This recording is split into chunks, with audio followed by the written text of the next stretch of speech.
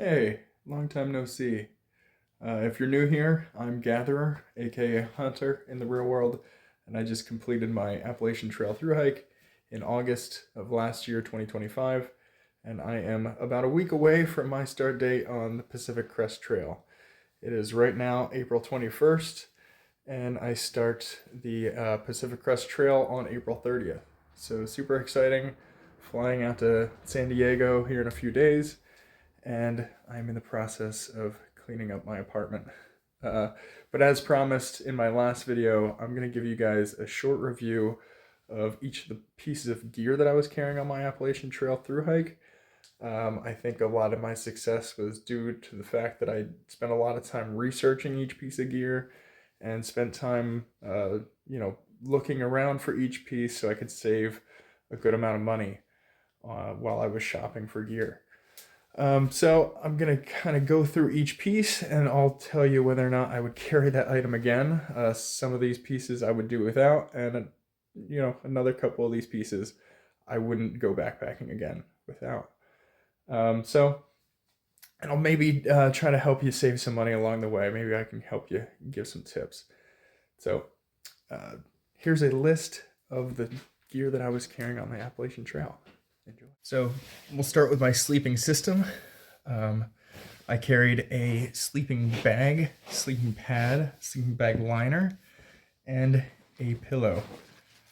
So I was pretty well equipped for my sleep system. I probably spent the most amount of money on my sleep system.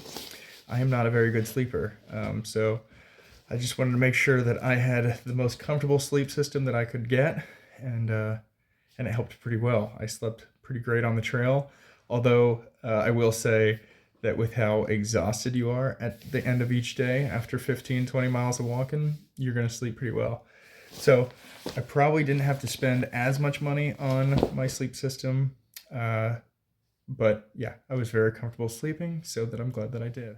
All right, starting off with the sleeping bag liner. This is Nemo's sleeping bag liner. This is a polyester blend. Probably adds about 5 to 15 degrees of warmth within your sleeping bag. It did come in handy quite often. When in town, I used it as a laundry bag, and on those cold nights where my sleeping bag just didn't do the trick, this definitely came in handy. It's light enough, but the problem is that it doesn't really pack down super small. So that was the one issue that I did have with it, although I was super glad that I had it, and I carried it the whole trip. I really thought that I was going to be able to get rid of this thing in the summertime, but I ended up carrying it the whole time, and I'm glad that I did. It came in handy in different ways along the trail. Secondly, we have the Nemo Philo pillow. This thing was great. I would totally use this again, but I'm not going to, as strange as that sounds. So this thing is great. However, I'm just not going to carry it again. I'm going to risk it. I'm going to do what a lot of other people did and use my clothes as my pillow. This is just something that was a luxury item, and I think that I can do without it. So yeah, but I'll kind of give you the specs. So it does kind of have this nice sleeve, this outer covering that gets washed. So you just throw this part in the washer. It's pretty great. It's got its own little stuff sack here that the pillow fits pretty well into. It's got this nice, about 3/4 of an inch thick, maybe 1 full inch pad, and a nice little air intake valve. And it really only takes 2 breaths to get this thing completely pumped.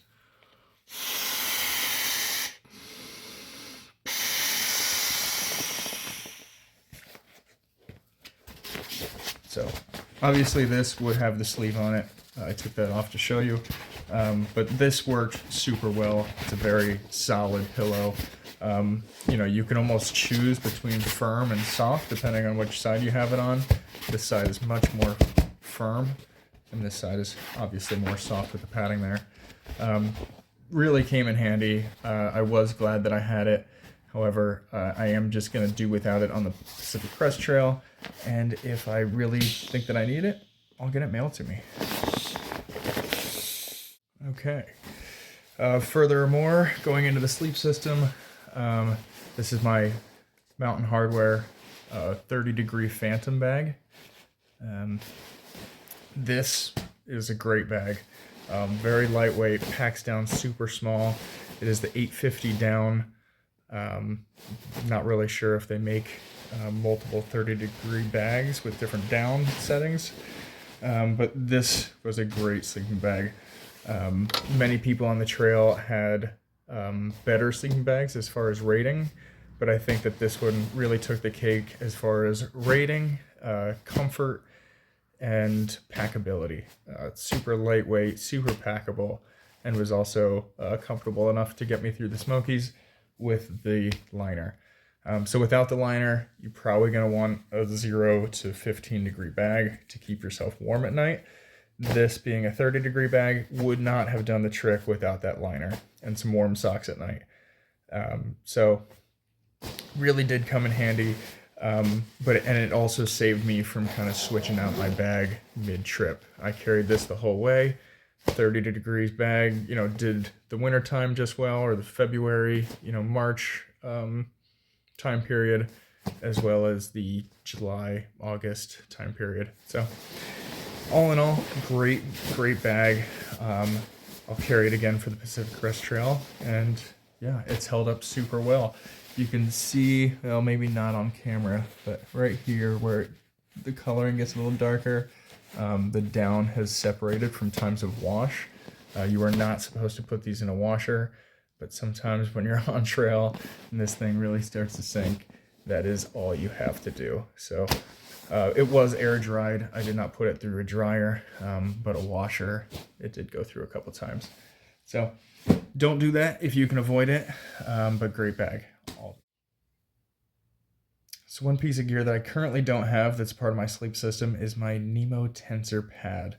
My sleeping pad was great, carried it throughout the trail, and never did me wrong. I did notice that it started leaking air probably towards the end, but not enough to make me stop using it. In fact, I am going to continue carrying it on the Pacific Crest Trail, and I would not be surprised that it fails me on the Pacific Crest Trail, and if it does, that's fine. It's outlived its life, really.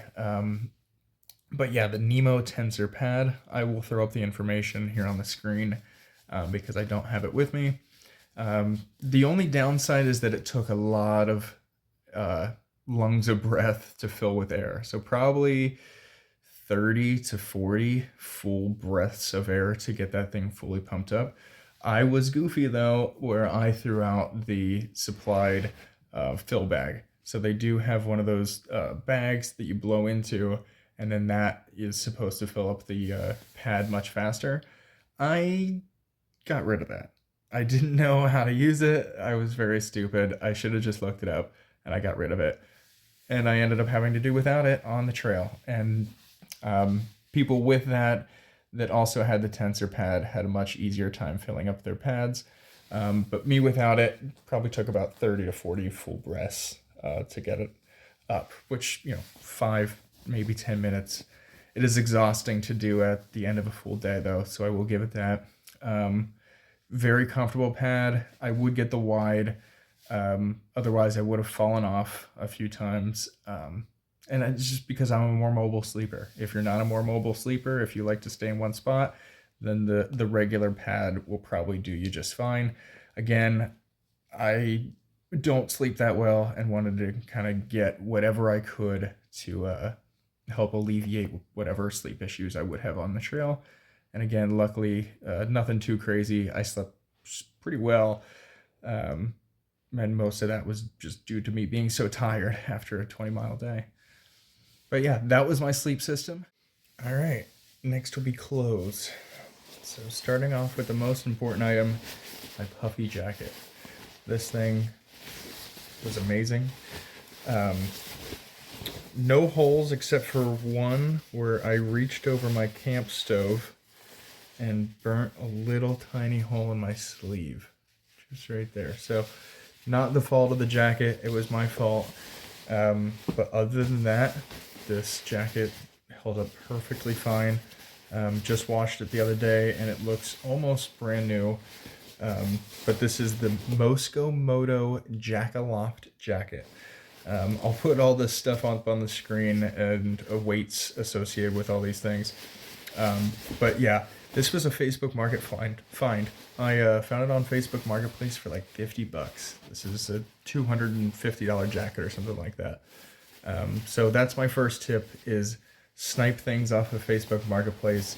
This is a packable, puffy jacket. That is all you need to search for. There are thousands like this. I did get very lucky, but Mosco Moto's, like, who knows that brand? Nobody. So got super lucky with it. I found it when I got it. It was packed down super, super tiny into my mailbox, and I was like, yeah, that's gonna be the jacket that I need. So it does pack down super small. This is the jacket. This is the type of jacket that you want.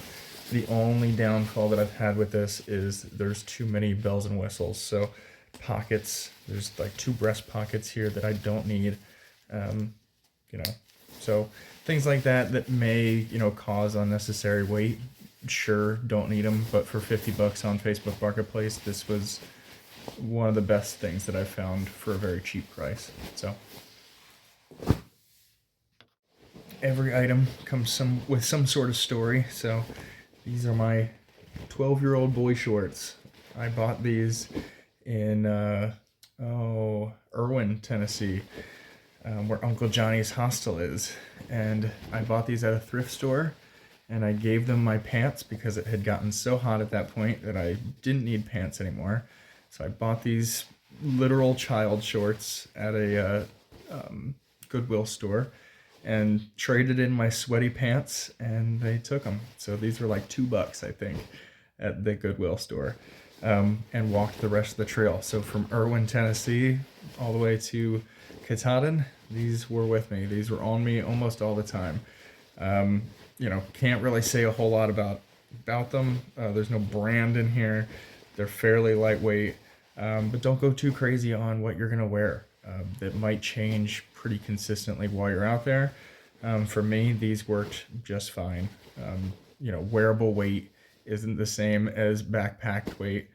So, you know, wear what you want, be comfortable, try a few different things out. Don't get crazy with it.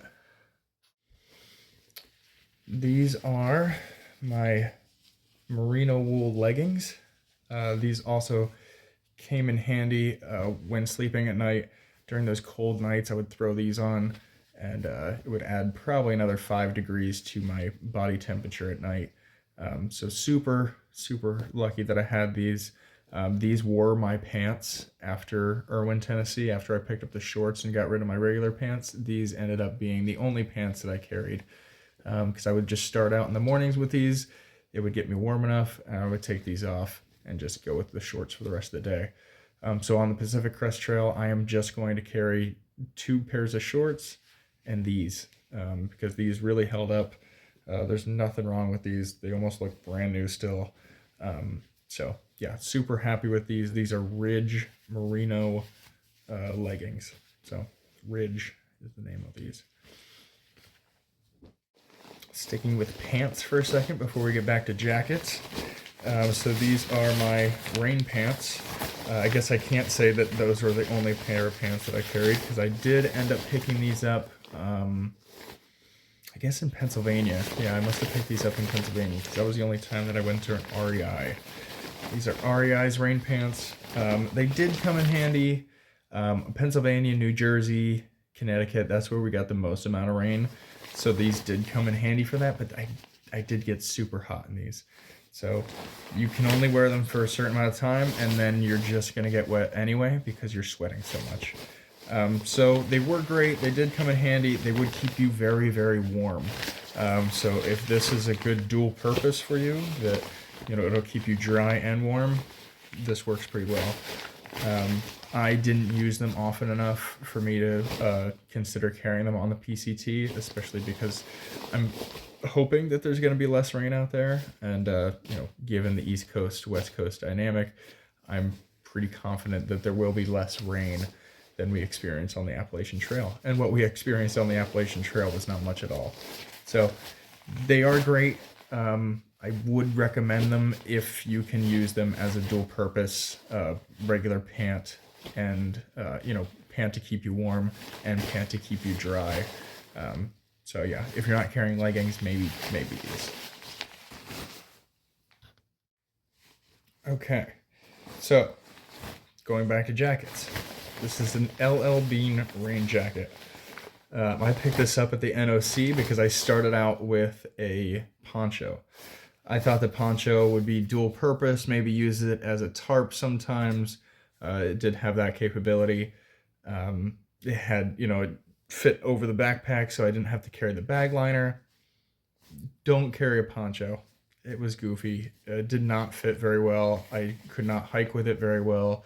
I ended up just immediately switching to this within the first 2 rainstorms. So this is just your regular rain jacket. Again, picked this up at the NOC in I guess North Carolina. Yeah. It does have too many bells and whistles. It's got way too much Velcro on it. It's got all the drawstrings. It has too many pockets. So I'm not going to carry this again. I picked up a lighter weight one. This did work for what I needed. I would definitely recommend a rain jacket over poncho. That is my suggestion. And go pretty lightweight. Don't get all the bells and whistles, all the drawstrings, no pockets, maybe fewer pockets. But yeah, you want to go pretty light on a rain jacket because you won't be using it super often. Again, these things make you very sweaty. Anything or waterproof is going to make you very sweaty. Waterproof boots, waterproof rain jacket, waterproof pants. It will create some heat. So not super useful. Luckily this only came out of my bag a few times, but when it did come in handy, and I was glad that I had this over the poncho. And one item that I don't have is my Free Fly sun shirt.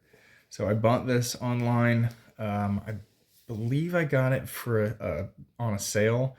Didn't pay a whole lot for it. I know that they do get kind of expensive. Loved it. The thumb holes went fairly early though. So I ended up cutting the thumb holes out so that I just had regular sleeves. And then I ended up cutting all the sleeves off because I was tired of rolling them up and having that big fat hunk of fabric on my arm. So ended up just cutting them off. I'm not exactly sure if I'll do the same for the sun hoodie that I'm carrying on the PCT. I'm carrying a Stone Glacier sun hoodie as opposed to the Free Fly one. It does have the thumb holes again. They do look a little bit more sturdy than the Free Flies. But I am just concerned that the sun hoodie sleeves are just going to get cut off again. Once you get a tan on your forearms, you can kind of ditch the sleeves on your arms. So yeah, that was the experience that I had. I immediately lost the sleeves, lost the thumb holes, but did enjoy having a sun hoodie on trail. Super important, and was able to kind of keep some of that sun off my back while I was hiking. So yeah, I did enjoy my Free Fly sun hoodie. Okay, so next we'll go into food gear. So starting off with the pot. This is GSI's pot. I forget what GSI stands for. That's terrible. Very basic pot. About 3 cups fits in here total. It says 2 here on the side, but it is nice that it gives you these little water measurement marks here, both in cups and milliliters, or ounces and milliliters rather. So yeah, pretty basic. Has your spout on here. I liked this a lot. A lot of people did not carry anything like this. Rather, they carried like your classic Jetboil cup. I liked this. I could boil water. I could just dump this right into a Mountain House meal. But could hold a lot more water than most people's pots could. And yeah, I don't know. It felt pretty versatile. The only thing that I kind of ran into was when I wanted to drink water, I didn't have an actual regular cup, so I would drink out of this. Not always the best, so maybe if you're going to carry something like this, carry another cup, because this thing will get on you. You know, you forget sometimes and you put the spout towards you and it just dumps all over your lap. Sometimes that could be boiling water or boiling ramen noodles. Had that happen. So just be careful if you're going to be using something like this. That spout does come in handy, but it can also, you know, bite you in the butt too. Yeah, I was glad that I had this though. I think that this was a pretty unique item on the trail, but a lot of people were pretty stoked that I had this, both to boil more water when we needed it, and yeah, just because it's kind of neat. It was a nice big bowl to eat out of. This is, you know, my cooking pot and bowl to eat from, so it worked pretty well. I liked having that a lot. This is the Ole Camp Jet Boil. Really not a whole lot to say about this. This is your classic jet boil that screws onto your little 8-ounce cans, 12-ounce, whatever you end up getting. So yeah, very basic. You know what this does. Held up super well. Really can't complain. I think this is a very cheap version of what most people get. But yeah, Ole Camp. Pretty solid. I think $20. I also can't go without mentioning the bag that I carried my pot in. So my food system was very much like this. I would carry my lighter, fuel stove, so this guy, and also my fuel can in here. So everything was in here. I'd put my lid on, and then I'd put it in this bag. And then this bag, you know, keep everything from moving around too much. As you can hear, it still moves. But this was also my scrubby. So this is what I use to kind of wash my dishes at the end of each day. So doubled as a bag, and it doubles as a scrubby. It kind of has that texture to it. So this is just a regular mesh bag, but it worked dual purpose pretty well in both keeping my pot clean and keeping it contained in a bag. So I really liked having this. This was kind of a little hack that I ended up using. It does get kind of gross, obviously, when you're using it to clean your food, but you just wash it out and it dries very, very quick because it's mesh. So couldn't go without mentioning that I carried this to carry and clean my pot. Very helpful. So when I started the trail, I think I had an 8-liter food bag. That's not good. This is not what you want to start an Appalachian Trail through hike with, an 8-liter food bag. I did not carry nearly enough food to start, and I lost a lot of weight because of it. So I lost about probably 18 pounds in the first 2 weeks because I simply was not carrying enough food. I upgraded my food bag to this 20-liter food bag. This is the Sea to Summit waterproof bag. Has your classic roll down top and clip, as well as a food hang spot for when you need to hang it, which I never did. But 20-liter food bag will get you where you need to go. So this will hold about 5 days worth of food. There were a few times if I had to carry 6 days worth of food, I would carry the 6th day outside of this bag and then just make sure that I ate all that food before the end of the night so that I could put all my food in this bag by the time that I was camping. Again, works super well. There's nothing too crazy about these things. They're waterproof. They hold food. That's about as simple as it gets. You want to have something with a pretty robust hook on it so that you can hang it from the bear hangs. But yeah, all in all, super glad that I upgraded to the 20-liter rather than the 8 or 9, whatever I ended up starting with. But yeah, carry more food. Another upgrade that I did mid-trail was to my 3-liter CNOC bag. So when I started the trail, for whatever reason, I was stubborn and did not want to get one of these things. It's just another thing that you had to carry, and I did not want to get one. So I just carried the bag that Sawyer gives you, that 1-liter crappy bag. I went through about a dozen of those things because they always bust holes in them.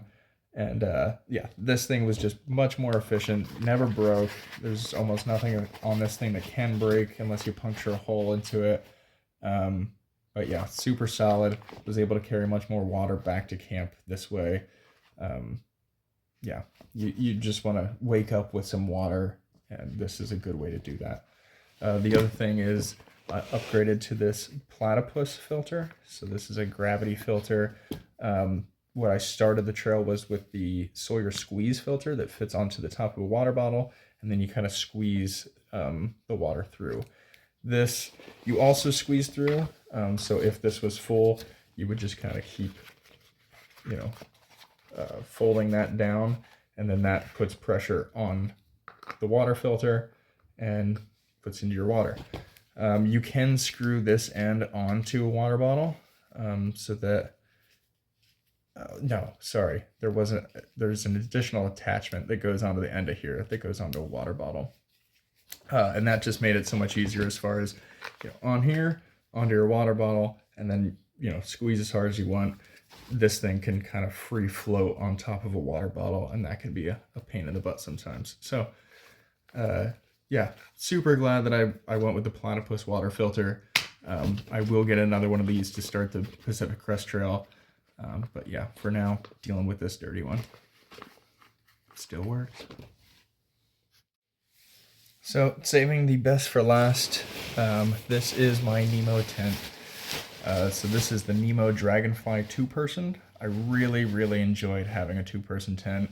Yes, I carried, probably 8 ounces extra, but I was glad that I did. I had lots of extra room in my tent. Again, as far as the sleeping goes, I, just wanted a little extra room to get comfortable. I was able to bring my bag into my tent, which almost no one had the capability of doing. So on those downpour nights where it's real crazy and windy, I was able to bring my bag all the way into my tent and have enough room that I was still able to lay down in there. Not many people had that luxury. So having a 2-person tent was honestly super clutch. Having the freestanding tent, so not like a Durston trekking pole tent. Also super happy to have that.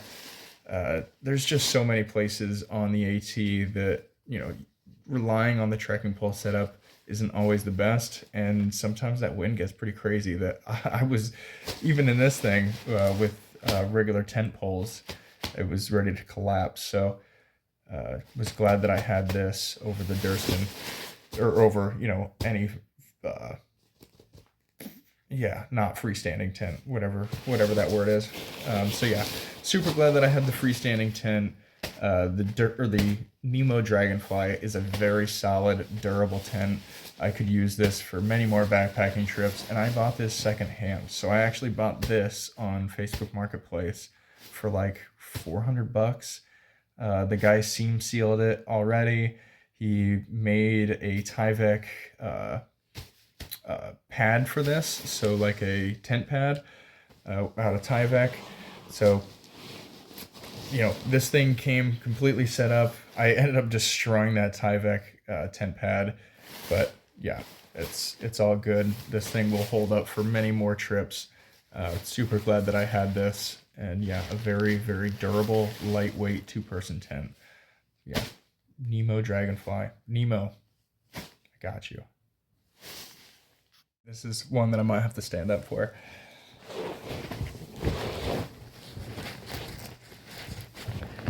This is an ancient piece of technology, but this is an Osprey Atmos 65. So this is my Katahdin hang tag. This is the bag that I carried for 2,200 miles. And I got this secondhand for free from a guy that I worked with. Shout out Ben. But yeah, I mean, this thing has seen better days, clearly. Very tore up. Uh, all the zippers seem to work, but there are some, some spots where the zipper has come off the fabric.